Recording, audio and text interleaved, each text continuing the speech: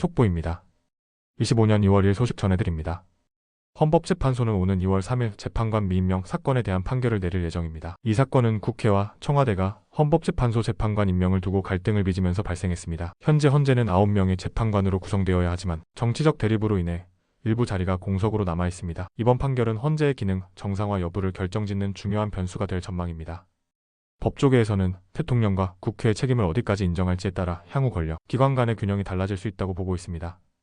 국민의힘 권성동 원내대표는 국회에서 기자간담회를 열고 최근 정치 현안 및 민생 관련 대책을 설명했습니다. 권 원내대표는 경제위기 극복을 위한 추가 재정 지원 방안, 부동산 시장 안정화 정책 등 여야 협치를 통한 입법 과제 등에 대해 언급하며 정부와 당이 긴밀히 협의하고 있다고 밝혔습니다. 특히 야당과의 협력 문제를 두고 국민을 위한 정치가 우선이라며 일부 법안 처리에서 협조할 뜻을 보였지만 쟁점 법안에 대해서는 강경한 입장을 유지할 것으로 예상됩니다.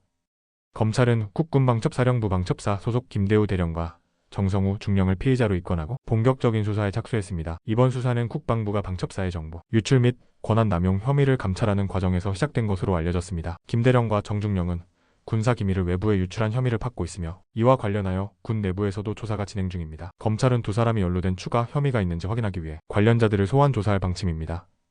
베냐민 네타냐후 이스라엘 총리는 미국을 방문해 도널드 트럼프 대통령과 회담을 가질 예정입니다. 이번 회담에서는 가자지구에서 진행 중인 이스라엘과 하마스 간의 전쟁을 종식시키기 위한 2단계 휴전 협상이 주요 의제로 다뤄질 전망입니다. 1단계 협상에서 이스라엘은 하마스의 군사력을 약화시키는 데 집중했으며 2단계에서는 인재 석방 및 영구적인 휴전이 핵심 쟁점이 될 것으로 보입니다. 이스라엘 측은 강경한 대응을 지속하겠다는 입장이지만 미국은 외교적 해법을 강조하며 협상을 촉진하려는 모습입니다.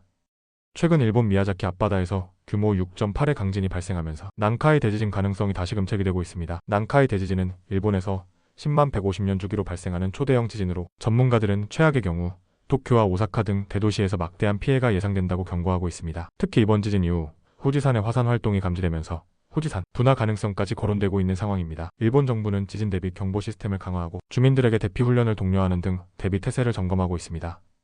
계속된 소식을 기다려주세요.